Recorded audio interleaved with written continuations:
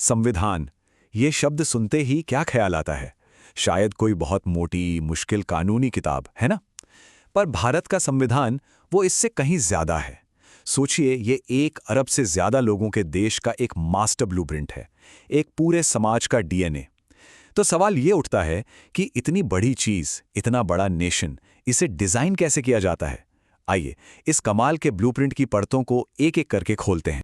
तो चलिए जरा इसके ओरिजिनल डिजाइन पर नजर डालते हैं। जब ये बनकर तैयार हुआ तो इसमें पता है कितने आर्टिकल्स थे? 395। 395! सिर्फ ये नंबर ही इस प्रोजेक्ट के स्केल और एम्बिशन के बारे में बहुत कुछ बता देता है। लेकिन कहानी यहीं खत्म नहीं होती। ये कोई पत्थर की लकीर नहीं है, ये एक लिविंग डॉक्यूमेंट है जो समय के साथ बढ़ा है, इवॉल्व हुआ है। आज की तारीख में कई सारे अमेंडमेंट्स के बाद इसमें आर्टिकल्स की संख्या बढ़कर लगभग 448 हो गई है। तो फिर एक जरूरी सवाल उठता है, भाई इतने बड़े डॉक्यूमेंट को ऑर्गेनाइज कैसे किया जाता है? इसे केओस से कैसे बचाया जाता है? इसका जवाब छिपा है इसके स्ट्रक्चर में। चलिए देखते हैं क्या। देखिए, किसी भी ब्लूप्रिंट के लिए सबसे जरूरी क्या होता है? एक मजबूत फाउंडेशन, राइट? और एक देश के लिए वो फाउंडेशन वो 3 पिलर्स पर टिका होता है। पहला, उसकी जमीन क्या है, मतलब टेरिटरी। दूसरा, उसके लोग कौन हैं, यानी सिटीजन्स। और सबसे जरूरी, उन लोगों से क्या वादे किए गए हैं। तो ये ब्लूप्रिंट इन सवालों का जवाब बड़े ही लॉजिकल तरीके से देता है। सबसे पहले पार्ट 1 में ये जगह को डिफाइन करता है, संघ और उसका क्षेत्र। फिर पार्ट 2 में ये कहानी के मेन कैरेक्टर्स को डिफाइन करता है, यानी नागरिकता। और जब स्टेज और एक्टर्स दोनों सेट हो जाते हैं, तब आता है सोशल कॉन्ट्रैक्ट, मतलब वो रूल्स जो लोगों को पावर से बचाते। और इस फाउंडेशन के हार्ट में, इसके बिल्कुल केंद्र में है फंडामेंटल राइट्स, यानी मौलिक अधिकार। इन्हें सिर्फ वादे मत समझिए, ये तो उस इमारत की वो मजबूत दीवारें हैं जिन्हें कोई भी सरकार गिरा नहीं सकती, कोई भी नहीं। एक तरह से यही इस पूरे ब्लूप्रिंट का कोर है, इसका निचोड़ है। तो पहला वादा क्या है, और शायद सबसे रेवोल्यूशनरी वादा भी? राइट टू इक्वालिटी, समानता का अधिकार।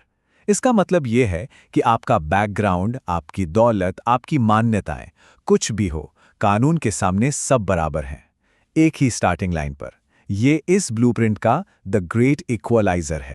इसके बाद आता है वो टूलकिट जो एक हेल्दी डेमोक्रेसी बनाने के लिए जरूरी है। आज़ादी, बोलने की आज़ादी, जमा होने की आज़ादी, अपनी असहमति जताने की आज़ादी, ये सब।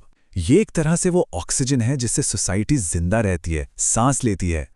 और फिर सबसे फंडामेंटल अधिकार, right to life and personal liberty, मतलब जीवन और व्यक्तिगत स्वतंत्रता का अधिकार। ये एक अल्टीमेट प्रोटेक्शन है, एक ढाल जो हर इंसान को उसकी अपनी जिंदगी पर हक देती है। पर एक मिनट, कागज पर लिखे राइट्स का क्या फायदा अगर उन्हें एनफोर्स करने का कोई तरीका ही ना हो? इसीलिए इस ब्लूप्रिंट में एक बहुत ही पावरफुल टूल दिया गया है, राइट टू कॉन्स्टिट्यूशनल रेमेडीज। इसका सीधा सा मतलब यह है कि अगर किसी को भी लगता है कि उसके राइट्स छीने जा रहे हैं, तो वो सीधे कोर्ट का दरवाजा खटखटा सकता है। ये एक तरह से गारंटी की भी गारंटी है।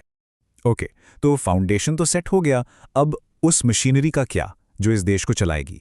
हमारे ब्लूप्रिंट का अगला सेक्शन गवर्नमेंट के इसी इंजन को डिजाइन करने के बारे में है।